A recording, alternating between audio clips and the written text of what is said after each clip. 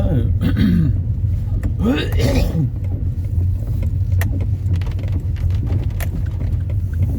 I'll try again in a sec.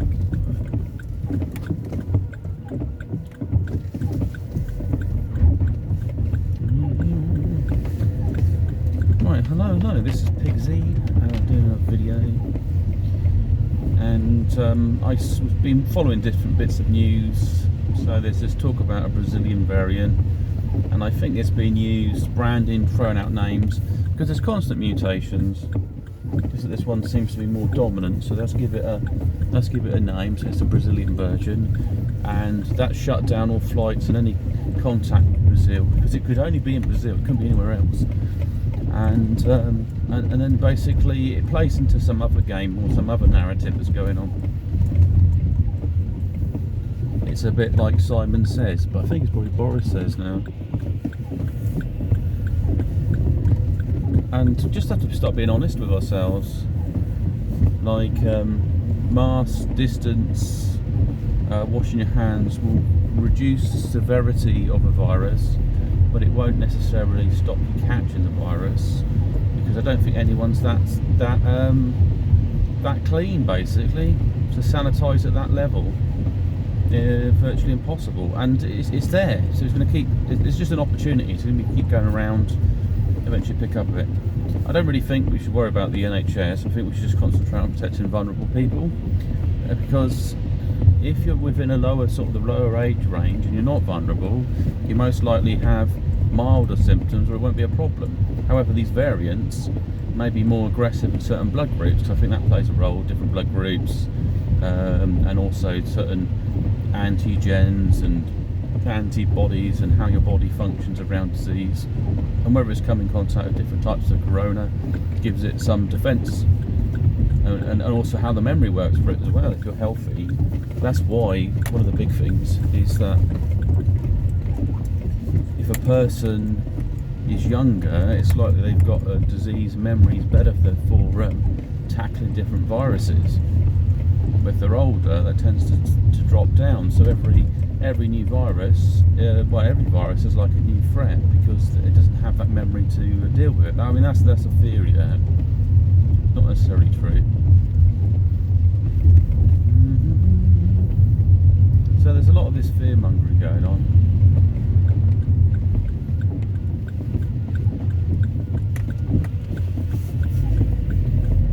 And what should we do about it? Because things will get worse, they're not going to get better. The old society's gone.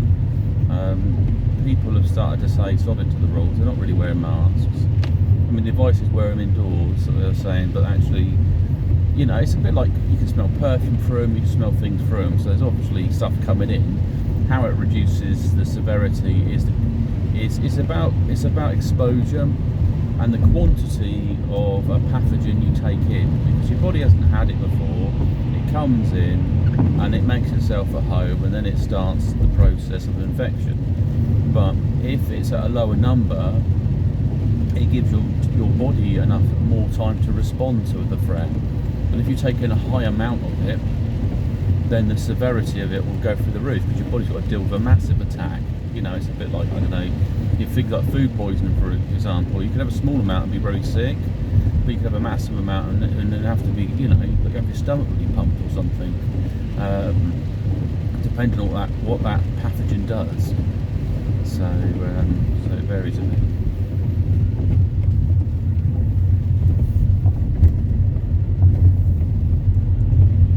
And possibly the best way forward is just the vaccine to the more vulnerable people.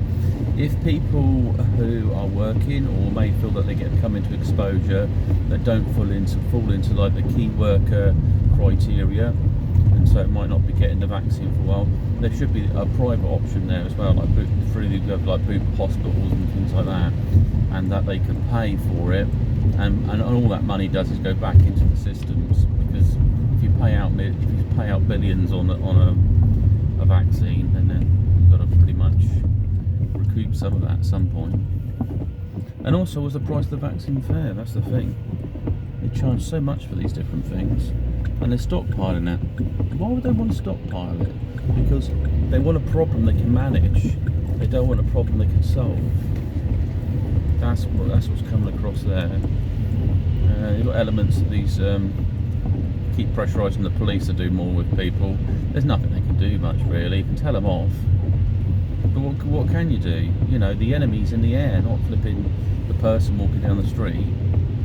There's some people that don't know how to manage the situation, that are screaming at kids and stuff for not wearing masks. That probably aren't stopping them breathing in all the air around them. So it's a bit of a catch-22 on that one.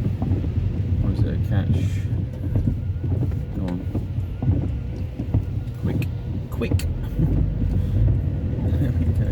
Let someone go because it's just convenient to do that.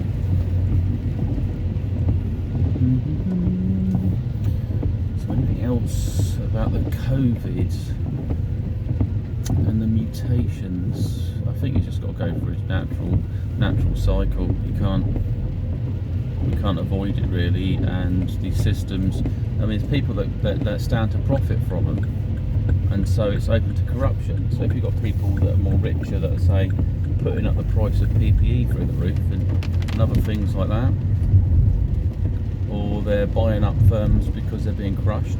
I'll tell you what this is what triggered me to do this video. I think it was Nicholas Sturgeon was saying about there was stuff to put stronger advertisements out there and stronger restrictions, and they were saying, well, have a coffee and you'll kill someone. I would say have a coffee and you can save someone's job, because the impact of having no work, being unemployed, people are going to die from that. They're going to die from poverty. There's all these charities saying, oh, well, where's the money? Because you see those adverts on TV, that's going to stop. You're going to say, well, we can't give you loads of money. I've got to feed my family at home in the UK. I'm not going to send money abroad for clean water and stuff. I sometimes think these charities are ridiculous, because why would people live in an area where everything's been contaminated, and you know, and why would the women want to have children in an environment like that? Wouldn't you? I mean, there's hypergamy in the UK and everywhere else in the world. Women choose the best and move to the best. They don't just have children anywhere. I mean, couldn't they restrict their age before they have sex, or shouldn't they have sex after they get married? They're just shacking up with anyone. All you do is see undernourished babies and mums, no fathers around. I mean, that's it. The disease isn't the famine. The disease is the social dynamics of the bloody country. And there's quite strong religious elements in areas of Africa. It's not all of Africa. Africa is absolutely huge. I've been to Africa, but it's probably a small area. They're just using a few of these kind of worst case scenarios to get money out of people, so they can keep 80% of it to themselves. That's what it is.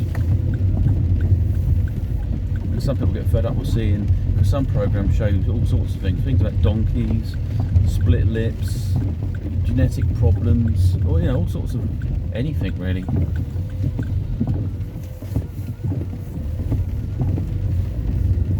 And we need money, or there's even one for Corona, talking about Corona in foreign countries. Really? What about this country?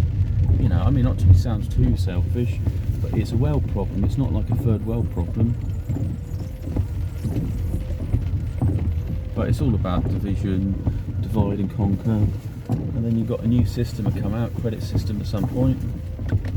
Your money's going to turn all digital. It's probably worth having something you can trade as a physical asset. But you've got to find things that people want. So anyway, this is because I'm not there. That's me to bye.